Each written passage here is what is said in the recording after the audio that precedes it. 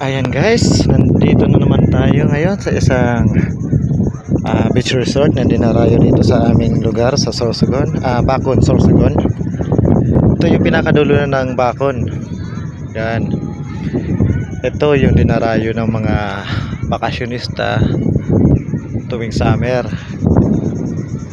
Ito yung yan ang tinatawag na Paguriran Island. Yan.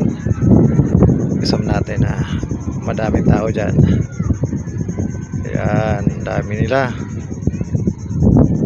Ano? Dami. Yan. Dami dyan. O. Yan o. Yan. Ang dami nila. Pumupunta sila dyan sa island na yan. Kasi pag high tide, hindi sila makapunta dyan kasi mataas yung dagat. Kaya sinasamantala nila ng ganito, low tide.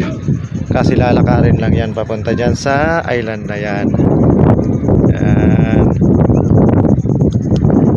Medyo konti lang ngayon kasi baka yung ibang mga nagbakasyon umuwi na sa kanilang lugar o sa Maynila kasi tapos na yung Holy Week. Yung iba nito siguro yung mga sumasamantala ngayon habang di pa umuwi. Yan.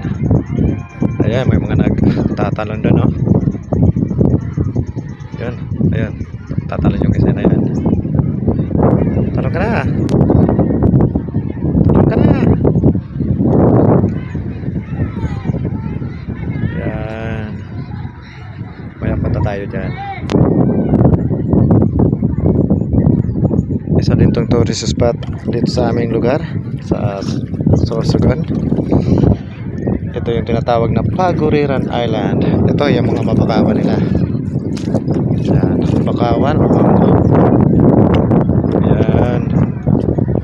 Yan. Ayan po, thank you po sa panonood ng aking mga video sa aking YouTube channel. Kung nagustuhan niyo po ay please like and subscribe na rin po para sa aking mga video. Maraming salamat guys, and thank you and God bless.